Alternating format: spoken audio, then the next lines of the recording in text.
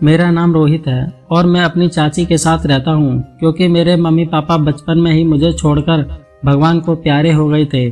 चाची मुझे अपने बेटे की तरह मानती हैं और मुझे बहुत प्यार करती हैं क्योंकि उनके कोई औलाद नहीं थी।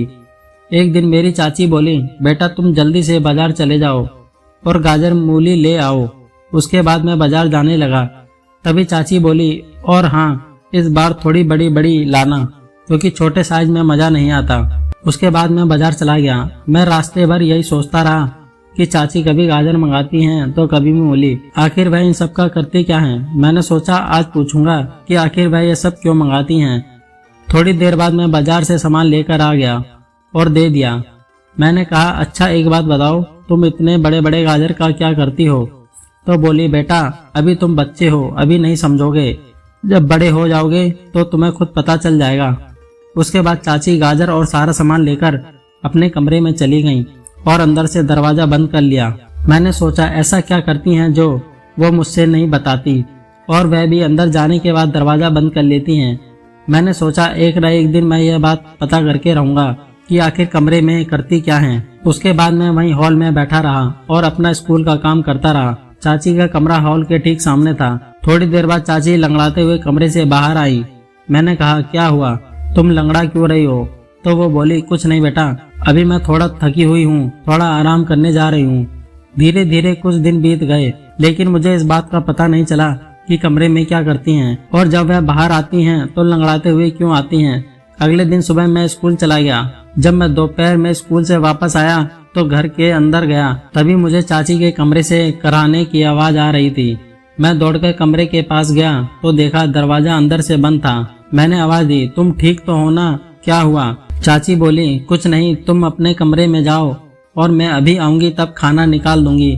उसके बाद मैं अपने कमरे में चला गया। धीरे धीरे 3 साल होने वाले थे, लेकिन मैं इस बात का पता नहीं लगा पाया कि चाची कमरे के अंदर क्या करती हैं। मेरी चाची अभी पूरी तरह से जवान थी और वह दिखने में भी बहुत खूबसूरत थी। चाची का तलाक हो चुका था क्योंकि चाचा दारू बहुत पीते थे और नशे में रोज चाची को मारते थे, इसलिए उन्होंने चाचा से तलाक ले लिया था। पैसे की भी बहुत दिक्कत होने लगी थी। फिर धीरे धीरे किसी तरह सब कुछ ठीक हुआ। एक दिन मैं जब स्कूल गया तो छुट्टी होने से पहले मेरे क्लास में प्रिंसिपल सर आए। वो सब बच्चों से कह रहे थे कि जिस बच्चे की फीस नहीं जमा है वो कल अपने पेरेंट्स के साथ आएंगे।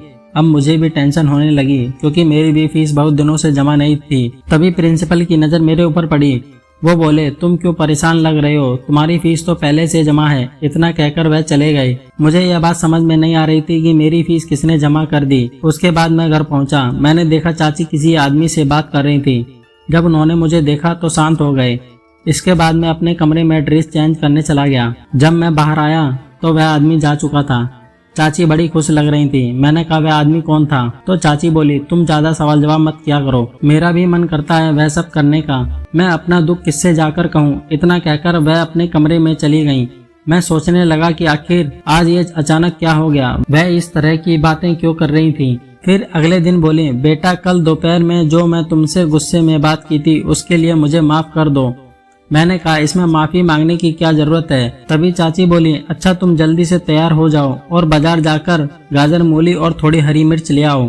मैंने कहा, मैं तुमसे बार बार पूछता हूँ कि तुम अकेले कमरे के अंदर क्या करती हो, लेकिन तुम बताती नहीं हो। आज तो बता दो। चाची बोली, बेटा तुम फिक्र मत करो, एक दिन मैं तुम्हें जरूर बताऊंगी। हर बार की तरह मुझे आज भी कुछ नहीं बताया। उसके बाद मैं बाजार गया और सामान लाकर दे दिया। चाची सारा सामान लेकर कमरे के अंदर चली गईं। मैंने सोचा आज कमरे के अंदर झांक कर देखता हूँ कि आखिर कमरे के अंदर क्या करती हैं। चाची को अंदर गए 15 मिनट हो गए थे। उसके बाद मैं खिड़की से अंदर झांक कर देखने लगा। अंदर का सीन देखकर तो मेरे होश उड़ गए। मैंने कभी नहीं सोचा था कि चाची कमरे के अंदर यह सब करती हैं, इसलिए जब वो बाहर आती हैं तो लंगड़ाते हुए आती हैं। उसके बाद मैं चुपचाप अपने कमरे में चला गया। अब मैं समझ गया था कि चाची मुझसे गाजर बड़ी बड़ी क्यों मंगाती थी। करीब आधे घंटे के बाद चाची कमरे से बाहर आई तो मैंने कहा, मैंने कभी सपने में भी नहीं सोचा था कि तुम यह काम भी करोगी। चाची बोली, तुम्हारे कहने का मतलब क्या है? मैंने कहा, आज मैंने अपनी आंखों से देख लिया कि तुम कमरे के अंदर क्या करती हो। चाची बोली, देखो बेटा, यह सब बात मैं तुम्हें कुछ दिन बाद बताने ही वाली थी। मैंने कहा, इसमें गलत क्या है? अब मैं भी तो पूरे 22 साल का हो गया हूँ अगर तुम मुझे बताती तो मैं भी तुम्हारे साथ करने लगता। चाची बोली, बेटा ये काम तुम मुझे अकेले ही करने दो, तुम सिर्फ मन लगाकर अपनी पढ़ाई करो। मैंने कहा, हम एक काम करते हैं। चाची बोली, क्या? मैंने कहा, सुबह मैं स्कूल चला जाऊंगा और शाम को जब वापस आऊंगा तब मैं भी तुम्हारे साथ। चाची बोली, लेकिन तुम अभी बच्चे हो, ठीक से नहीं कर पाओगे। मैंने कहा, तुम मुझे अपने साथ करने तो दो।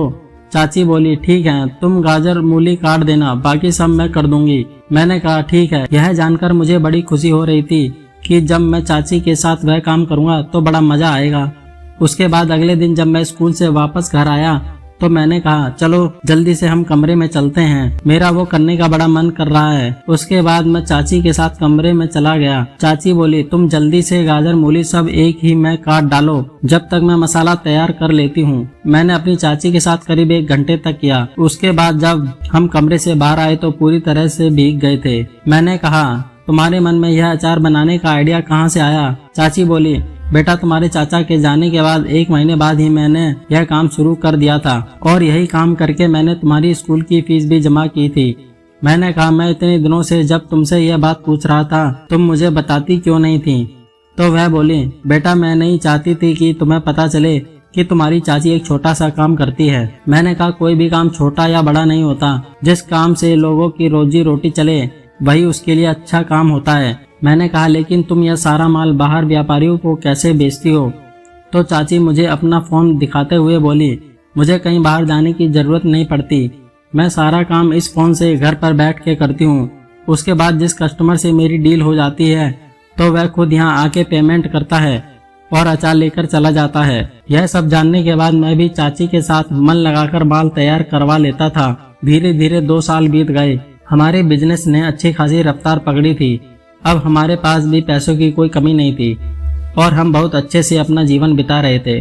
दोस्तों, कैसी लगी कहानी? अगर कहानी अच्छी लगी हो तो लाइक करें और चैनल को सब्सक्राइब जरूर करें ताकि हम आगे कोई भी वीडियो बनाएं तो सबसे पहले नोटिफिकेशन आप लोगों तक पहुंच जाए। धन्यवाद।